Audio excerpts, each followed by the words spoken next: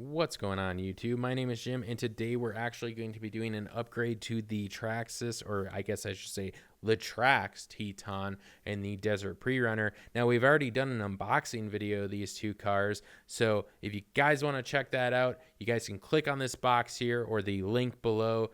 Check it out, give me a thumbs up and a like, and if you guys are new here, definitely subscribe. We got a lot of content coming. So the first upgrade that we're doing is a LiPo battery. This is a 2S LiPo battery. What this is going to do, it's going to give us a little more punch, but really what it's going to do is it's going to give us double the runtime of the normal nickel metal hydride battery that's there. So you guys do need to have a charger for this, though. I just want to let you guys know you can't use the one that comes out of the box. The second upgrade is the SAVOX steering servo. This is a Metal Gear steering servo. Now, a lot of you guys have been complaining that the Traxxas one, because it's plastic, has been stripping out. No longer a problem with this SAVOX steering servo.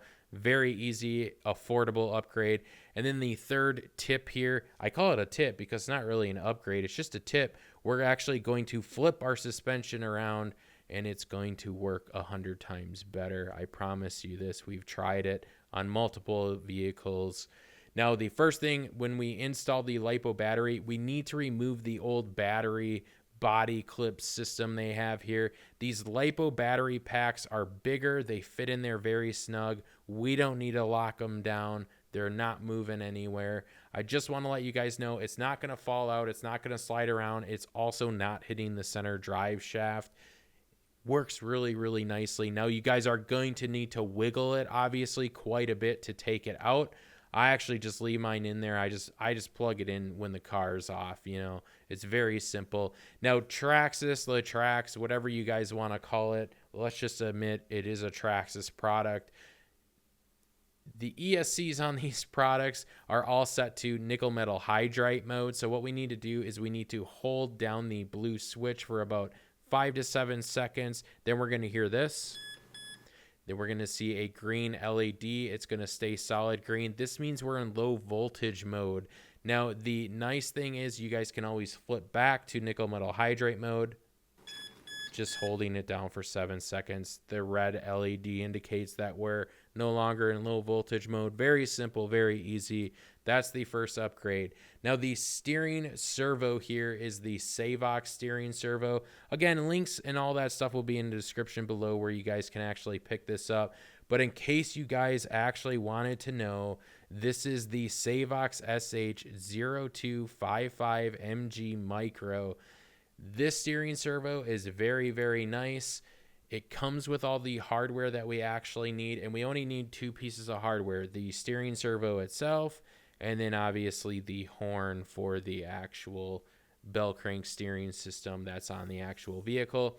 But it's nice. It's an aluminum casing. It has a nice weight to it. It is waterproof, and then obviously it's got Metal Gear, so it's not going to strip out. So that's what we're getting with this package. It's very nice. And then obviously I'll talk to you guys when we get to the horn here, and I'll show you guys how to install that and do some trimming of that. So the first thing we need to do is we need to get into our receiver. Now, the receiver is housed with this little plastic housing. We got 2 Phillips screws. There's one in the front, and then there's one in the back of the ESC. Now, I don't like to take this off. Don't make more work for you guys. Work smarter, not harder. Just set it aside to the side, as you guys can see here. I just like to push it to the side because I don't want to unplug my motor and ESC and deal with all that mess right now. I'd rather just keep it nice and water sealed tight. So very simple. Now, the first thing we need to do is remove that steering servo from our receiver. It is in channel 1. Above there is channel 2, and above that is channel 3. Now, there's 2 channel 1s. It's obviously the one that's closer to channel 2, just so you guys know that. Make note of that. Now, we do have a bell crank steering system. The cool part about this is it uses a ball and a cup method. Now, the first thing we want to do is we want to remove the actual steering servo from the chassis. So there's 2 screws right here. They're Phillips screws. Everything on this vehicle is a Phillips screw, it seems like. We're going to remove these 2 right here. We're going to pop out that steering servo, and then we're going to use a needle nose pliers and we're actually going to take the ball and cup off here. Now, I'm a terrible cameraman. Some people in the office think I should be fired. I think otherwise, but I definitely missed this shot right here. You guys are just going to want to take a needle nose pliers and just kind of pop this off. You kind of got to work with it a little bit, but it does eventually come off, and you guys aren't going to cause any damage here. Now, Traxxas has this little plastic piece on top. They hook in the steering servo wire, and then this plastic piece just lifts off. Now, this is the mounting bracket, basically, for your steering servo. This is what we unscrewed on the bottom of the chassis. It's very simple, very easy to do. Now, the cool thing is this steering servo basically matches the Traxxas one, except it's 10 times better because it's metal, and it's got an aluminum body, and it's waterproof, and I like the color a lot better than the blue. But everything fits on there perfectly. And then I'll show you guys a better shot in a little bit. I know this one's just a little bit out of focus. And then we have our shoe horn right here. This is plastic. We need to do two things. We need to cut off one half of it, and then we need to drill a little bit of a hole. Now, again, I'm a terrible cameraman. I missed the shot. I cut it, and then I kind of just rounded it out with the scissors. Very simple here. The other thing I did is you need to put that ball and cup back in. So the furthest pin or the last pin at the end, you guys are going to need to drill that out, and then you're going to have to screw this in. Now, I didn't take measurements, but I will put those below in the description and let you guys know exactly what bit you guys need so you guys don't screw this part up.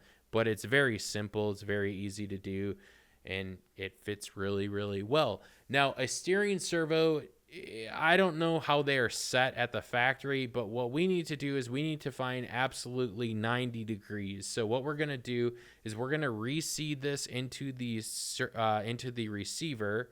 And then what we're going to do is we're going to turn it on. And what that should do is once we connect our remote and stuff, this should be exactly at 90 degrees, and we won't have any problems. Now, what you guys can do here is also on your remote control is set your steering trim to absolute 0, which is that little dot right there. And this will basically align the steering servo the way you want. Now, the other thing we need to do is we need to actually have our tires straight. We need to have our alignment perfectly straight in order to do this. Now, this can take a little bit of time. It took me some time, but I'm an awesome cameraman and I'm an awesome editor, and I refuse to hear what anyone else has to say. I can make this seem like I did this really quickly and very simply.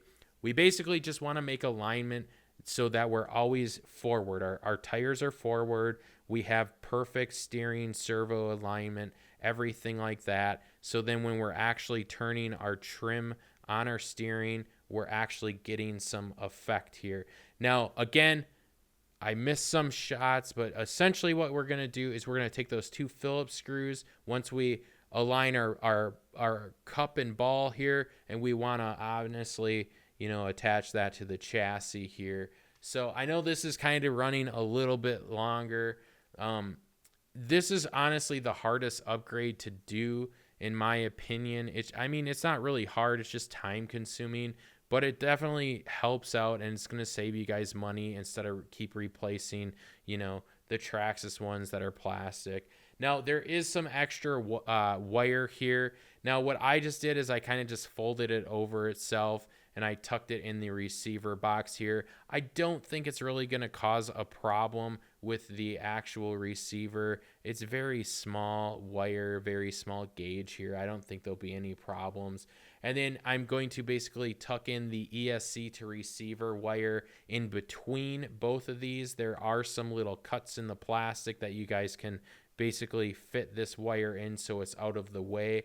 And then what we're going to do is we're going to take our two Phillips screws, both in the front and the back, and we're just going to tighten those down. So very simple. Now, the third thing here is basically the suspension upgrade. It's not an upgrade, it's just a tip. What we're going to do is we're actually going to flip these around. So the pins on here are very cheap. They're just kind of crappy. So we've been breaking multiple ones. I think Richard told me that he's broken 10 of these. So what they found out is if they actually flip these around on every single one, on all the suspension, they haven't broke any so far. And I think that has to do with basically how impact affects the actual vehicle and where it takes all its momentum and weight and things like that. So like you guys can see in this shot here, I flipped the suspension system around. Now, I didn't show you guys that on every single one, but you're going to do that on every single one. It's very simple. Use the needle nose pliers. Just do them one at a time, flip them around, and it's going to take away from that pin actually breaking.